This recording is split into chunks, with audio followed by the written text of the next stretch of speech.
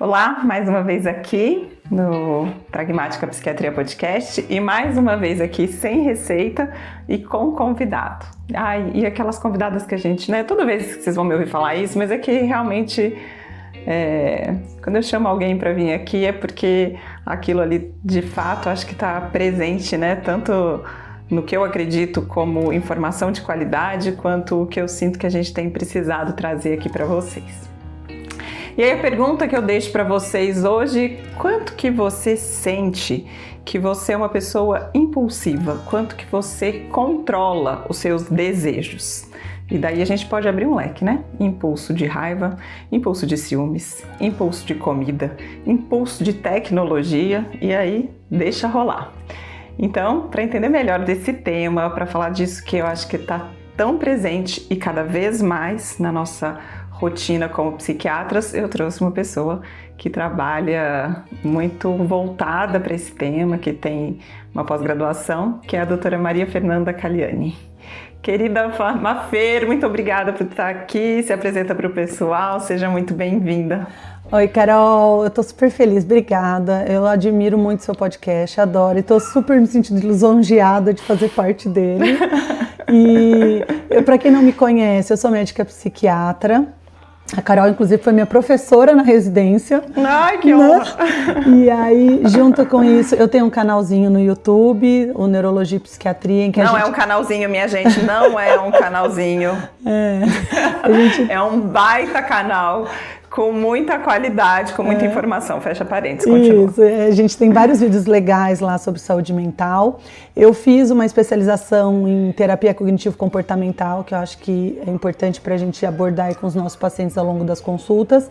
E agora, eu tenho a pós no HC em transtorno de controle de impulso, que é aí um motivo que a gente veio conversar hoje, porque impulso é algo que faz parte da nossa vida, mas a gente muitas vezes acha que é normal, Cá? E muitas vezes a gente não consegue identificar quando ele passa a ser um problema.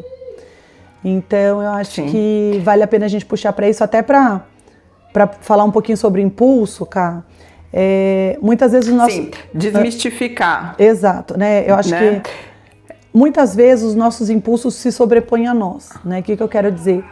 Quando a gente percebe, a gente já está agindo por eles. Eu acabei fazendo sem pensar. Quando eu vi, fiz depois que eu pensei no que eu deveria ter feito ou não. E quem nunca, gente? Todo mundo faz isso. Só que o que a gente tem que entender?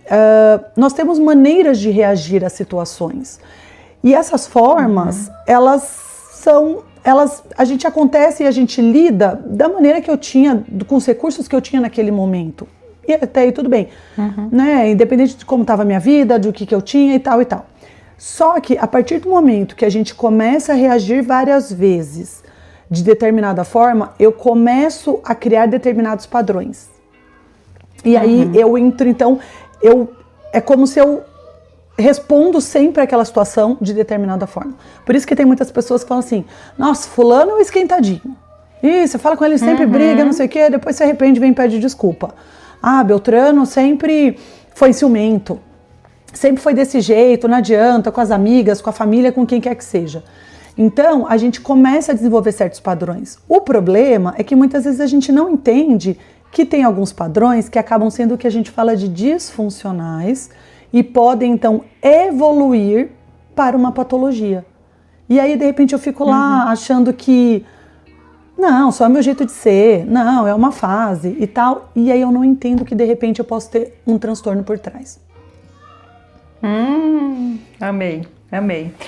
Bom, Maria Fernanda, é a pessoa da comunicação, adorei, Fer, você trazer esses, quando eu falei desmistificar, eu já ia te fazer a pergunta e nem precisei fazer a pergunta, porque a pessoa ali já entende tudo. Bom, Mafer trouxe pra gente, então, que o que a gente às vezes está fazendo repetidamente, sem pensar, e todo mundo acho que tem um pouquinho disso, e acho que a gente está hoje imerso num mundo que tem trazido muito mais esses automatismos.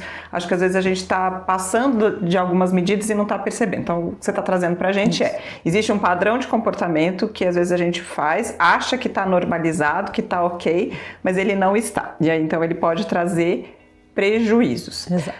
Bom, Como é que a gente então vai separar, Fira, onde que a gente começa com a preocupação de que isso é um padrão, uma coisa ali que na terapia ou no dia a dia eu mesmo, sei lá, me dei conta, ou em que ponto que a gente vai começar a olhar para isso como algo a ser trabalhado ali profissionalmente, procurar um psiquiatra, né? E acho que você trouxe muitos modelos aí, né, de impulsos, desde ciúmes até raiva, né? Então, explica um pouquinho ali aonde que eu vou diferenciar esse padrão para o patológico. Tá, vamos lá.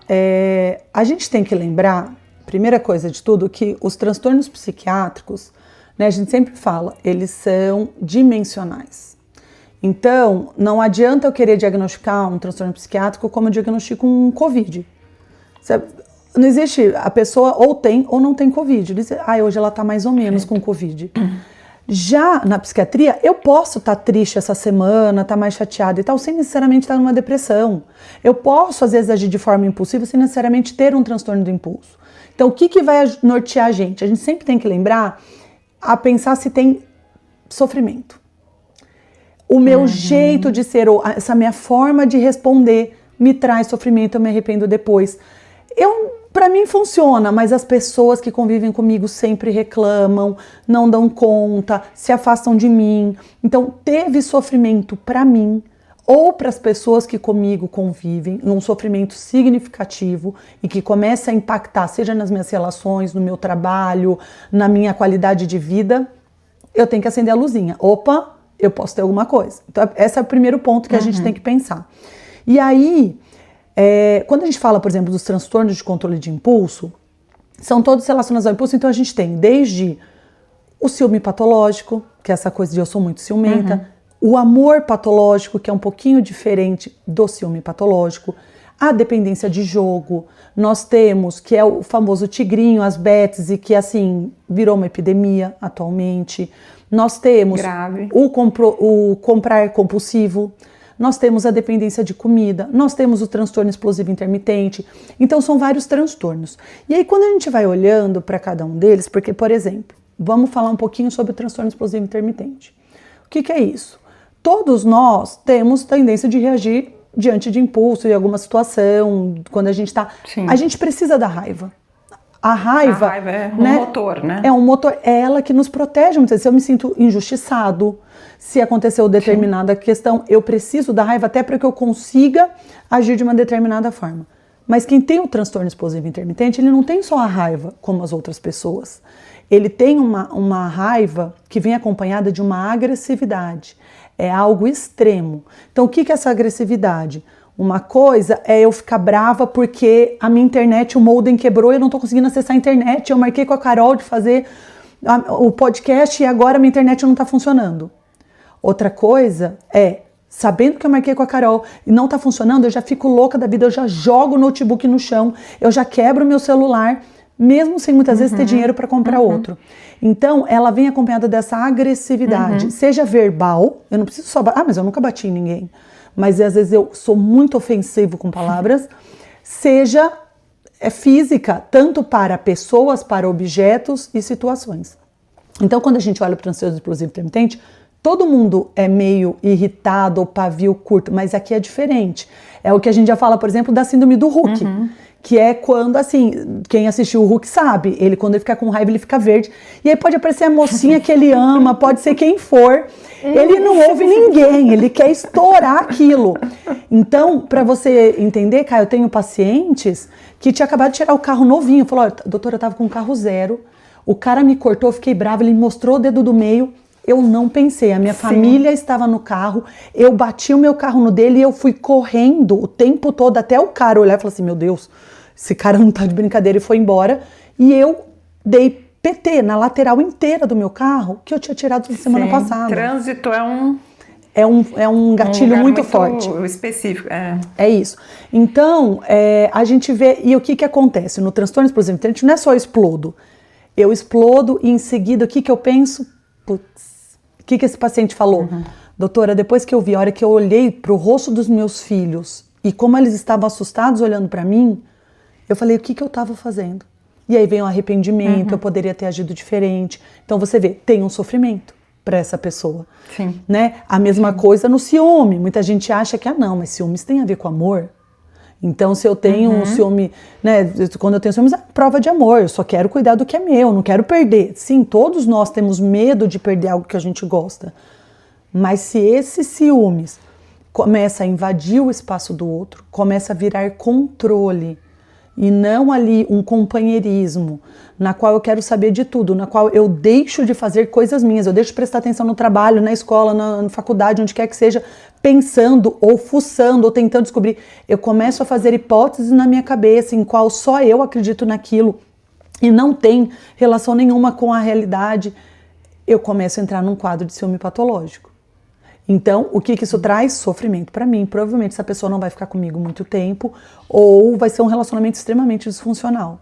Então, a gente sempre vai olhar para o sofrimento. Eu dei 2 exemplos aqui, mas começou a trazer sofrimento, eu preciso ver isso direito. Será que isso tá tão natural assim? Demais. E é muito presente, né? Fer tá contando, tô aqui vendo muito isso aqui também na minha prática, assim. Eu acho que o que você trouxe pra gente, né, é sair da normalização desse lugar aí, de que quando ele acontece, muitas vezes assim, passou, resolveu, depois a gente esquece, e aí no fim a gente tá vendo uma pessoa que vai acumulando isso ao longo da vida, né, bem o que você falou lá no começo, né, o rótulo. Então acho que o que a gente está trazendo um pouco, né, é essa informação de que alguns padrões que em algum momento talvez a gente normalizou, colocou rótulo, eu acho muito importante a gente saber, né, que ele pode ser bem cuidado aqui nessa avaliação profissional. E aí a gente tem, né, porque assim, acho que o ciúme ele é mais visível, esse que eu falei do transtorno explosivo intermitente, assim, do Huck, a gente sabe, é uma coisa muito clara, mas aí a gente começa a entrar nas doenças mais modernas, que entra como jogo patológico, como a dependência de internet, como a dependência de comida. Então, não, eu só como de vez em quando estou muito estressado para desestressar, né? Não tem nada a ver, ok, porque eu estava precisando ali. Mas começa a ser um padrão, eu não percebo. A mesma coisa do jogo patológico. O jogo patológico hoje, gente, ele virou um problema seríssimo de saúde pública. E ele está junto ali com a dependência de álcool e de tabaco. Inclusive, ele tem o mesmo funcionamento no nosso cérebro dessas substâncias. Então, o que acontece? É para desestressar, é um pouquinho aqui. Não, quando eu vejo que eu estou perdendo, eu paro. Só que aí, se a pessoa para calcular quanto ela perdeu, ela vê que ela perdeu muito mais do que ela achava. Não só isso. Se ela começa a entender que ela está usando aquilo como a alternativa para lidar com as emoções. Eu tô frustrado, eu tô triste, eu tô pé da vida, eu vou lá jogar. Então, e até para comemorar, tá? Muitas vezes eu tô comemorando, vou até usar um pouco, ganhei um bônus, vou usar lá no Tigrinho. Então a gente tem que tomar cuidado com isso. E aí a mesma coisa, a dependência tecnológica. Então, isso eu acho que é uma coisa importante, porque a gente tem ficado cada vez mais, né, que a gente tem visto isso. Bom, você atende paciente online como eu. Muitas vezes tem paciente online que eu tenho que dar bronca. Falar, fulano, se você não olhar pra mim nessa tela, eu vou desligar o celular e a gente não vai fazer mais a consulta. Eu vi que você tá fazendo outra coisa junto. Eu tava mesmo, doutora, desculpa. Porque a gente já tá tão acostumado a fazer 2, 3 coisas ao mesmo tempo e de não estar com aquele foco no presente, que a gente começa a naturalizar coisas que não tem que ser naturalizadas. Então, quando a gente fala de dependência tecnológica, o que a gente tem que ficar atento? Se você começa a usar redes sociais, jogos ou outras tecnologias como forma principal de regular suas emoções, eu tô triste, eu só quero saber do Instagram. Eu tô frustrado, eu vou ficar lá no Candy Crush jogando o tempo todo. Então, se eu começo a usar para isso, se você começa a ter dificuldade de concentração em outras tarefas, pensando que você tem que se conectar, e a gente tem até a FOMO, né? Fear of Missing Out. O que é essa sigla? Quer dizer, aquelas pessoas que quando não estão no grupo do WhatsApp, falam assim, cara, mas vai estar todo mundo falando, e eu não estou participando, e eu vou perder o que eles estão falando, e só eu não vou saber. Eu preciso entrar no Instagram porque está todo mundo comentando da trend e tal, e eu não estou sabendo. E é aquele medo desesperador mesmo de perder o que está todo mundo ali falando e aparentemente só a pessoa que não. Então, se eu começo a ter dificuldade de me concentrar por conta disso, eu tenho que ficar atento. Se eu tenho desinteresse por atividades prazerosas, Então as coisas que me davam prazer, fazer um piquenique com a minha família, tomar um sorvete, um café com uma amiga. E agora ali mesmo eu fico no celular, eu fico olhando, de repente eu me vejo, eu já tô out, ou eu tô conversando, mas eu fico sem graça de pegar o celular, mas eu só fico pensando, se eu pegar, será que se eu for no banheiro rapidinho eu olho e ela não vai perceber e tal? Nesse sentido. E se eu começo a ter uma irritabilidade ou uma agressividade quando eu não tenho acesso às telas? Que é isso, né? Eu não tô usando, então eu começo a ficar mais irritável. Se a gente começa a perceber isso, a gente vê cada vez mais. Poxa, eu tô sentado para ver uns filmes com meus filhos. Mas eu quero pôr na mão quem é que não pega o celular para ficar lá. Ou fica olhando o TikTok ou o Instagram, ou não sei o que. Não acho que teremos essa pessoa. Não teremos. Então, assim, e o que a gente passa para os nossos filhos de impressão, né? Tipo, é isso, a minha mãe tá e não tá. Então, eu me coloco nisso também. Mas a gente tem que ficar muito atento a isso, porque a gente está desenvolvendo novos padrões que não têm sido os melhores padrões. Eles estão trazendo sofrimento e mais, estão trazendo novas doenças. Nós estamos adoecendo por conta desse funcionamento. Sim. Muito bom, Fer.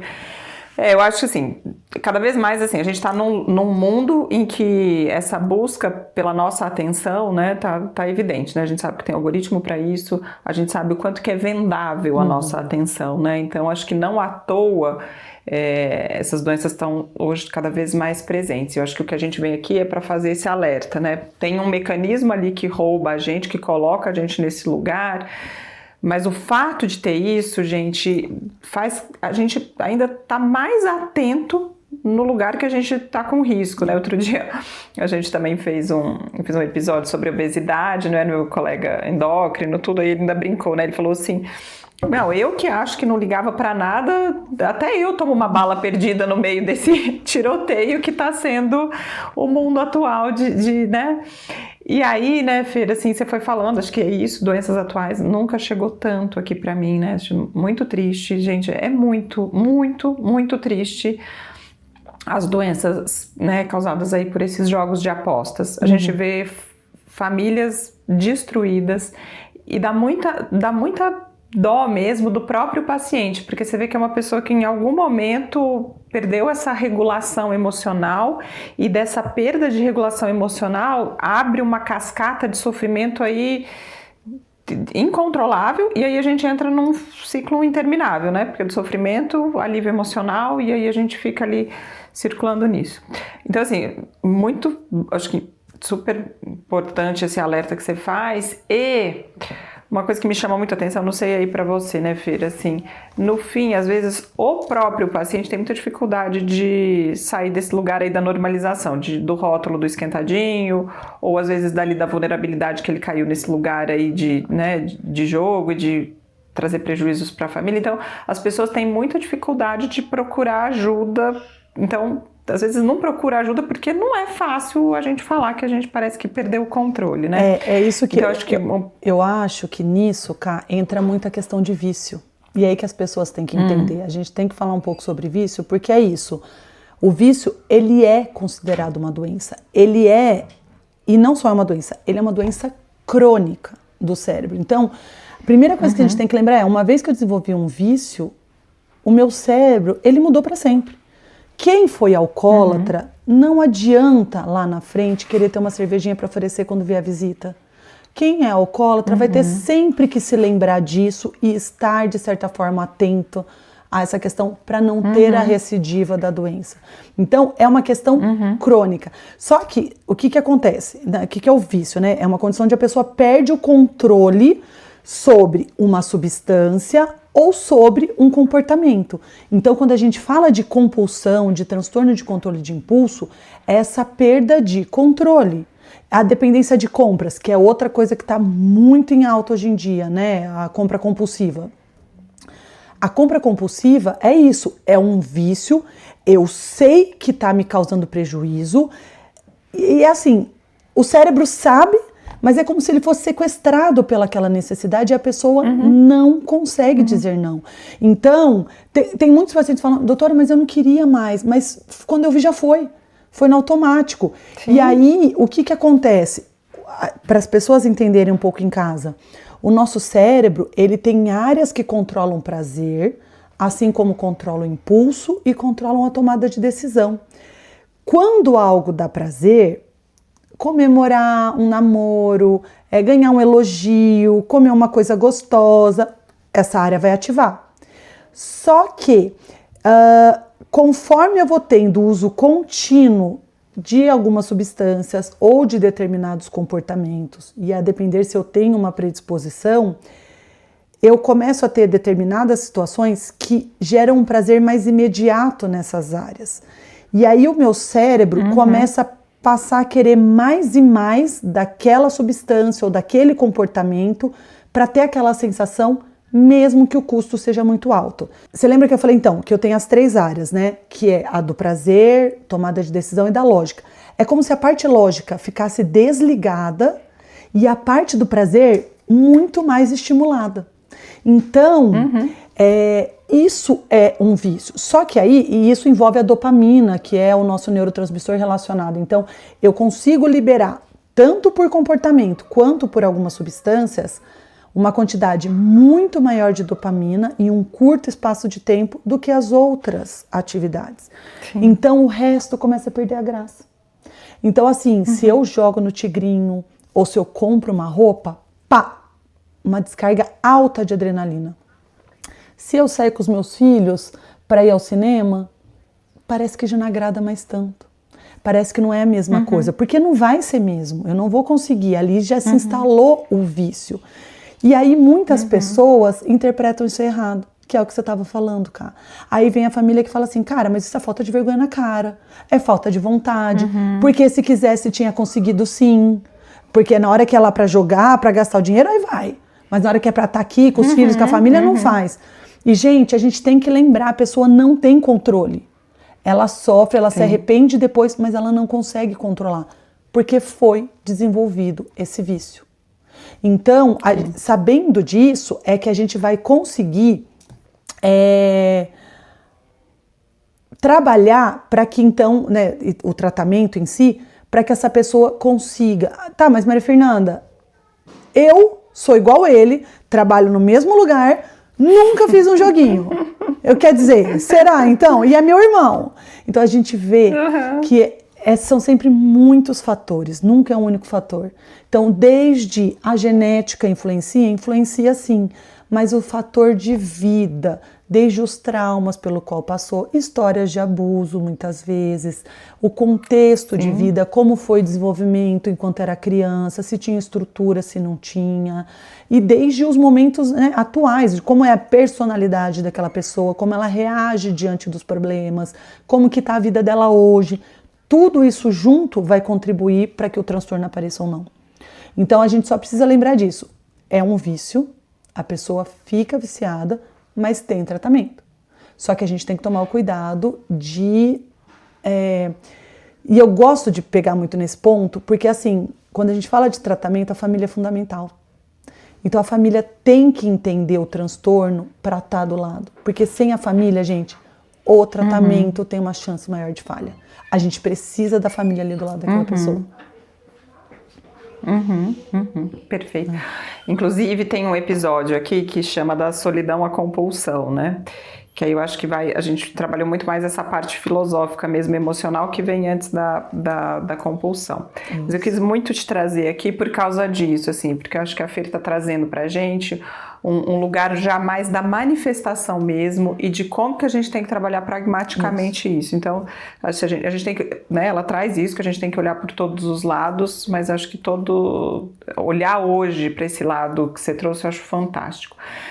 Bom, o que fica para mim, né, Fer, com essa explicação que você acabou de dizer? Eu nunca esqueço de uma aula aí dessas que a gente estava em congresso, né, de um professor falando sobre a compulsão. Ou quando você estiver com um paciente, né, que está ali sob uma dependência química, num primeiro momento, você vai falar para ele que ele não pode se expor para aquilo, porque aquilo é igual ele pegar o time da várzea e jogar contra o Real Madrid, assim, é certeza que ele vai perder. E eu nunca tirei essa informação de mim, assim, porque quantas vezes a gente já viu, o paciente está na minha frente, ele tem claro que ele está tendo um prejuízo? E por que ele não se autorregula naquilo? Porque tem uma outra coisa ali por trás, que é isso que você está falando, né? Tem o fator corporal. E aí, gente, a gente está falando, né, de uma outra coisa biológica não visível, que eu acho que é o que a Feira acabou de tentar trazer, né? Esse sistema de recompensa, que ele já é muito estudado. Então, biologicamente, tem um corpo que está obedecendo outra regra. E se a gente não cuidar desta parte biológica, não adianta a gente ficar aqui versando sobre os bons conselhos que tem que ser dado. Então, eu acho que é essa chamada mesmo para buscar o recurso certo, né? O recurso certo, neste caso, é um tratamento médico, porque a gente está falando de uma alteração biológica que gera consequências que são visíveis só nessa parte aqui, né, do comportamento, mas que lá dentro tem uma resposta. Né, acho que você vai me ajudar a explicar isso bem melhor, assim, que é o pareamento também de estímulo, né, Fer? O quanto que o pareamento de estímulo mostra essa biologia, né? Um paciente meu que tem problemas aí, né, com apostas, com bets, ele falava assim, não, mas aí naquele dia já começou o jogo de tal coisa, naquele momento que eu tava com tal coisa, na hora que eu vi, eu já estava fazendo, né? Explica um pouquinho desse aspecto, né? Porque o pareamento mostra muito essa biologia, né? Como que o nosso corpo linka estímulos físicos, assim. Aí a gente não tá falando de nada da ordem do pré-frontal, que é o raciocínio, né? Aí eu vou lá para fazer isso. Na hora que eu ver, eu já tô instalado no padrão. Geralmente é isso, a gente faz alguns pareamentos e aí que são o que a gente chama dos gatilhos que vão acabar ajudando. E às vezes nem necessariamente, um gatilho é quando eu vi alguém bebendo, pronto, eu fiquei com vontade de beber. Né? O gatilho é quando entrou o dinheiro na minha conta e por isso eu fiquei com vontade de comprar. Não, muitas vezes... Ele não está no nível racional. Exato, ele não está no nível racional. Então, para mim, é quando eu trabalho muito certinho e eu chego em casa e eu penso, eu mereço uma recompensa. Então, eu vou jogar um pouquinho. Eu vou lá investir cinquentinha. Muitas vezes é quando eu briguei com a minha mãe. E aí eu não entendo e nem passa por isso. E eu fico remoendo aquilo. E de repente, quando eu vejo, eu já estou ali há muito tempo na internet, usando as redes sociais. E fiquei mais de 4 horas imersa naquela rede social. Então, isso vai mudar muito de pessoa para pessoa e vai depender do que for. Mas a gente sempre vê que tem algum gatilho. Por isso até que a gente desenvolve uma coisa muito legal que a gente chama do plano de segurança, que é justamente isso. Quando eu tenho muito impulso, a gente desenvolve com o paciente um plano de segurança. O que é isso? A gente vai traçar algumas estratégias com ele. Tente lembrar imediatamente antes de ter aquele comportamento compulsivo o que você estava fazendo, o que você estava sentindo, o que tinha acontecido. Porque às vezes a gente não... Não, mas não era nada, doutora, estava tudo bem. E aí eu gosto de dar esse exemplo do meu paciente, ele fala assim, doutora, ele explode. Ele fala, eu percebo que quando eu vou ficando muito nervoso, a minha mão começa a fechar e eu sinto vontade de socar alguma coisa. Então pronto, é neste momento que você já vai... Eu tô com a mão fechada. Você vai se afastar, você vai falar, gente, dá licença, você vai dar o chá de sumiço, você vai para algum lugar, você vai tomar um banho gelado, ele gosta de tomar um banho gelado, que dá meio que uma coisa. Você vai tomar um banho gelado, você vai dar uma volta no quarteirão, porque no plano de segurança a gente começa a identificar primeiro o que estava por trás, e aí a gente desenvolve em segundo passo autoestratégias regulatórias de o que eu posso fazer para, quando diante disso, me controlar. Não dei conta, tomei banho, contei até 1000, dei volta no quarteirão, tô muito pé da vida. O terceiro passo é quais as pessoas que eu posso contar, para quem que eu vou ligar, para quem que eu vou falar que aquela pessoa de segurança vai dizer, amiga, eu tô a um passo de fechar o carrinho de compra na internet, pelo amor de Deus me ajuda. Para quem que você vai falar? E aí depois disso tem o número até do profissional, se tem um terapeuta, um grupo de apoio, alguém que eles podem recorrer.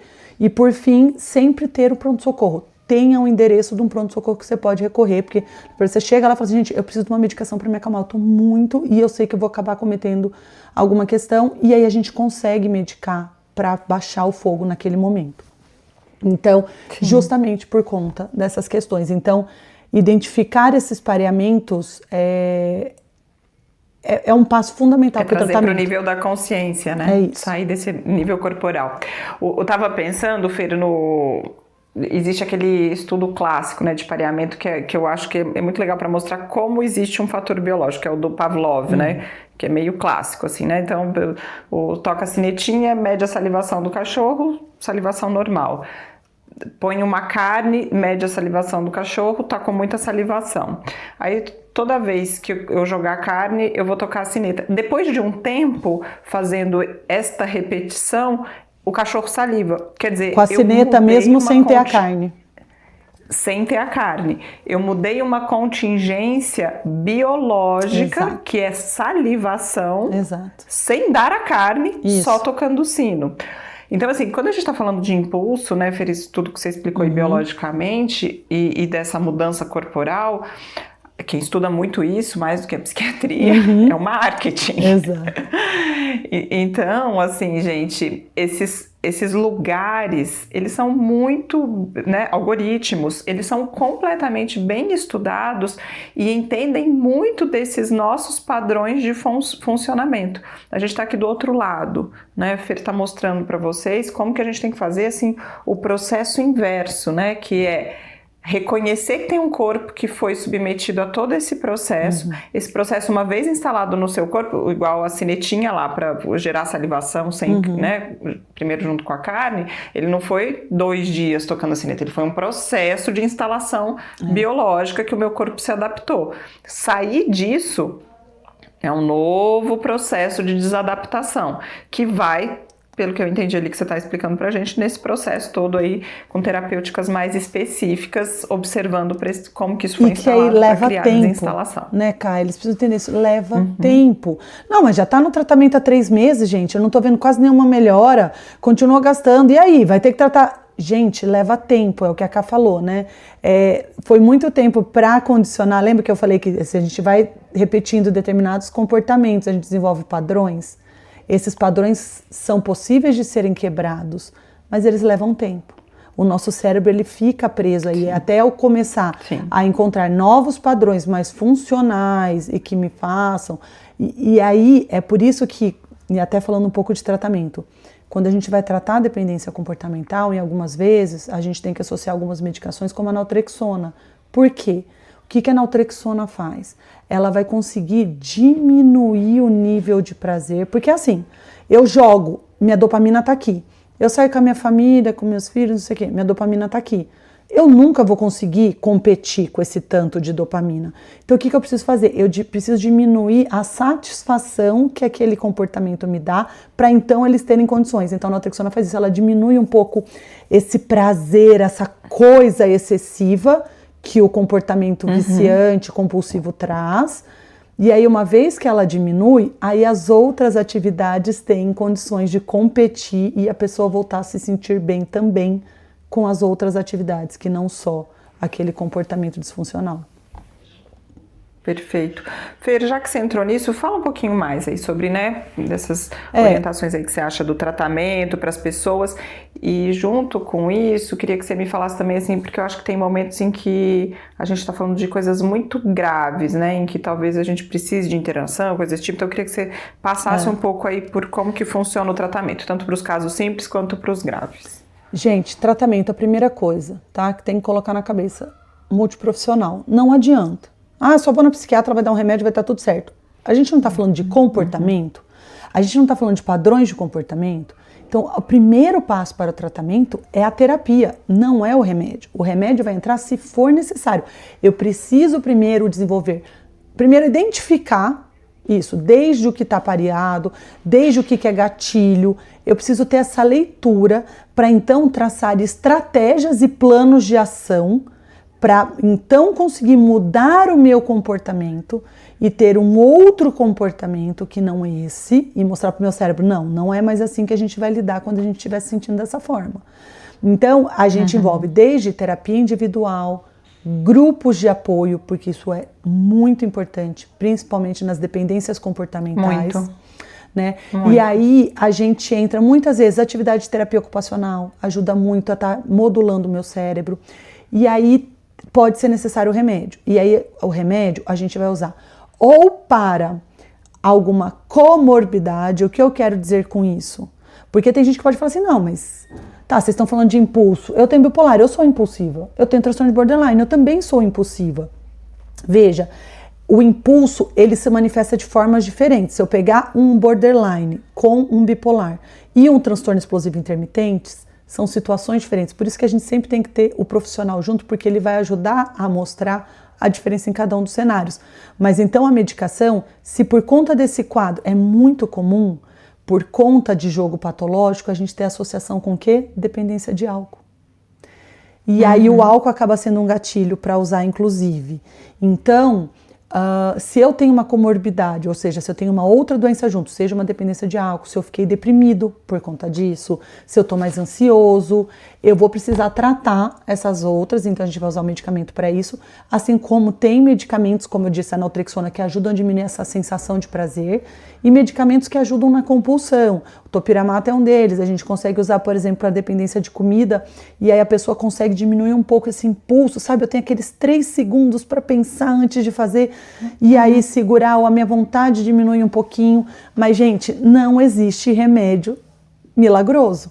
Não existe um remédio que eu tome que vai mudar completamente a minha forma de agir. Isso é feito através de mudanças comportamentais, que é o que a gente fala através, então, da terapia.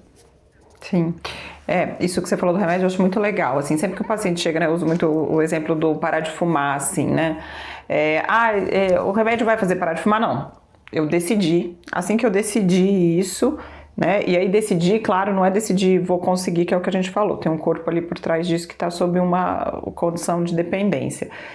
Mas eu tô entrando no processo de buscar os recursos para fortalecer essa decisão, né, Fer? Então, acho que o que você acabou de explicar sobre o tratamento, gente, é se abrir para recursos, né? E aí entender que tem muita gente que estuda para isso, então buscar esse lugar.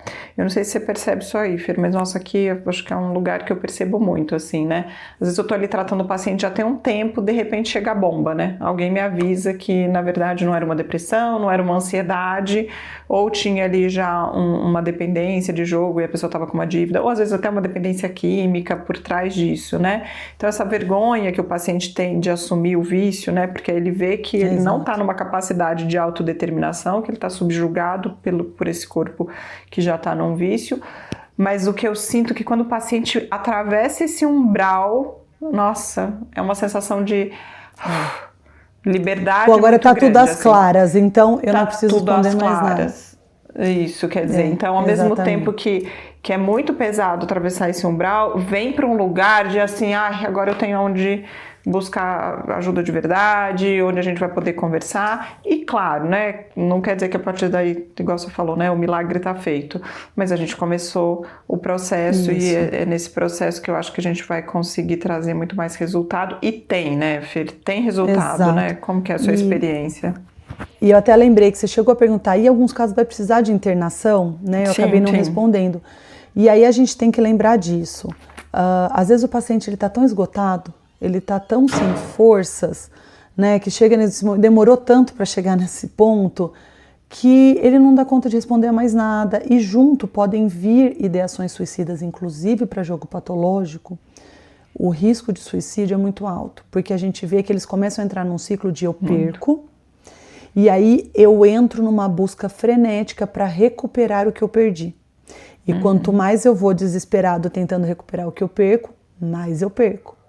E aí eu começo a beber, e aí eu de repente vejo e fico totalmente desesperançoso e atribuo que olha só a bobagem que eu fiz, olha só a dívida que eu me encontro, eu sou um estorvo para minha família, é melhor que eles não estejam comigo. Isso que você falou também, assim, você tinha falado já um pouco né, agora quando você traz para esse lugar muito sofrido, né? Lembrei ali quando você fala dos grupos, né? Gente, nossa, os pacientes se beneficiam muito de grupo, por quê? Porque quem tá nesse lugar de dor, aonde que ele tá? Tá no isolamento. Isolamento é, assim, a angústia, né? Então, isolado e sofrido, quer dizer, eu sou a pessoa que fez tudo errado, que trouxe todo o prejuízo e tudo porque eu não dou conta de resolver o meu problema. Então, assim, eu vou para um lugar, assim, muito pesado. Entrar num grupo é entrar no pertencimento daquilo, quer dizer, você não tá sozinho não, isso aqui é um padrão de comportamento que acontece e aí você tá numa rede ali em que você começa a pertencer a algo, né? Por isso que é tão né, entendido esse processo do benefício dos grupos, a NA, coisas aí já, né, extremamente consagradas. Não, a gente tem grupos de compradores, a gente tem grupo de ciúme patológico, grupo das mulheres que amam demais, a gente tem, que aí entra no amor patológico, a gente tem, então, assim, cada tribo tem seu grupo, e isso que é legal, justamente para você sentir que você não está sozinho. A internação, então, um breve resumo, ela vai ser indicada quando a pessoa apresentar geralmente um risco para si próprio ou para terceiros, tamanha desesperança, o sofrimento e tudo mais, ou quando a gente precisa, às vezes, de um ajuste medicamentoso assistido, porque se eu preciso de medicação, a gente sabe que a medicação leva um tempo para agir. E isso é uma questão cerebral. E às vezes naquele momento eu sinto que a pessoa está muito vulnerável naquele momento e eu prefiro fazer um ajuste medicamentoso assistido, então a gente pode considerar sim uma internação para dar pelo menos esses primeiros dias até que o remédio comece a agir para então ela poder fazer o tratamento.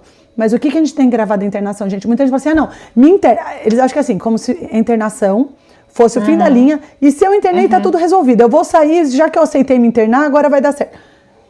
Se eu saio da internação e eu não mudo meu padrão de funcionamento, eu não frequento os grupos para ver como as coisas e evitar de cair em outras armadilhas, dificilmente eu vou me manter bem. Então a internação ela é só um pequeno passo do tratamento inteiro e quando necessário, né? Ela vai ser indicada numa minoria de casos. Geralmente é o tratamento mais ambulatorial, que é com consultas e acompanhamento psicológico, participando dos grupos. Perfeito. Eu amo conversar com você, amei esse papo. Alguma coisa, Fê, que você acha que a gente não passou, que você acha relevante, ou quer deixar aí também alguma coisa aí que te toca aí para as pessoas como mensagem final? Eu acho que a gente conversou, é o que eu falei, tem muito transtorno do controle de impulso, são várias doenças que fazem parte disso. Mas se a gente olha para todas, né, todas têm muito a ver com, a grande maioria delas tem a ver com a forma como a gente leva a nossa vida e carrega a nossa história. Em que sentido? Não no sentido de culpabilizar, então a culpa é sua, você podia ter feito diferente, mas no sentido da gente sempre parar para reavaliar, peraí, para que caminho que eu estou indo? Será que eu preciso de ajuda nesse momento? Será que eu estou conseguindo conduzir sozinho? Será que essa forma que eu estou identificando é a melhor forma para mim? Então, gente, a gente está num momento onde a gente tem cada vez mais informação, a gente faz as coisas cada vez mais acelerado, ninguém está conseguindo mais, a gente está com essa distração crônica, ninguém está conseguindo mais ouvir um áudio sem correr, um vídeo sem acelerar, e a gente está tudo assim, e isso dificulta a gente cada vez mais a olhar para o presente, para o que eu vivo hoje. Se eu consigo ter essa pausa, se eu consigo olhar com calma para a minha vida, em como ela está funcionando, eu consigo fazer diferente. Então, percebeu que assim, eu não estou conseguindo sozinho, busque ajuda. Não deixe de buscar ajuda, tá? Isso não é força de vontade, isso não é safadeza, é um transtorno e como tal tem tratamento para isso. Então, se você se identifica, busque um psicólogo, busque um psiquiatra, busque um grupo de apoio, porque a gente sempre consegue tratar. Muito bom, muito bom. Amei, Fer. E assim, na hora que você falou isso também de olhar para si, né, de trazer essa consciência, também lembrei um pouco aí, também vou deixar aí como a minha mensagem final, né? Como que às vezes a gente, você falou disso, né, da nossa forma de viver, né, que ela tem a ver com a nossa forma de viver. A nossa forma de viver, muitas vezes, ela vem de um histórico familiar. Acho muito valioso também a gente entender que a gente vai carregando segredos familiares, pesos familiares e tá tudo dentro desse bolo, né? Então o convite aqui é, vamos olhar para dentro com essa consciência, né? Não só manter o padrão automático, tem solução, tem gente que entende disso e bora buscar ajuda. Então assim, Ká, super obrigada pelo convite, é muito gostoso conversar com você, você sabe, né? Você é minha amiga, então assim, eu gosto de conversar com você sobre a vida, sobre psiquiatria, sobre tudo. Então assim, para quem tá, né, ouvindo a gente, assistindo a gente, coloca aqui no comentário qual desses transtornos de controle de impulso que vocês querem que a gente aprofunde. Aí eu volto no que vocês falarem mais. É o transtorno explosivo intermitente? É o ciúme patológico? É o amor patológico? Dependência de comida? Jogo patológico? O transtorno explosivo intermitente, a dependência de tecnologia, Cleptomania também entra. Qual que você quer que a gente fale mais? Fala que aí eu volto a falar com a Carol, né, Cá? Amo essa mulher, gente. Eu vou pedir o meu, tá? Já vou deixar o meu pedido assim. E vocês deixem o de vocês aí pra Fer voltar logo. E visitem também o canal dela, que é maravilhoso, né? Psiquiatria e Neurologia? Me fala, Fer. Neurologia e Psiquiatria. Tá? No Visitem, YouTube, que é Neurologia e Psiquiatria. Maravilhoso. Bom, o meu, Fer, que eu quero que você volte para conversar é o ciúme patológico, tá? Porque eu acho que além da gente falar ali de impulso, a gente vai falar de dinâmicas familiares adoecidas que vão se mantendo por muito tempo, né? Eu adoro esses lugares. Muito bom. Muito bom. Obrigada, Fer. Obrigada a vocês. Imagina, eu que escuta. agradeço, Cá. Até a próxima. Um beijo.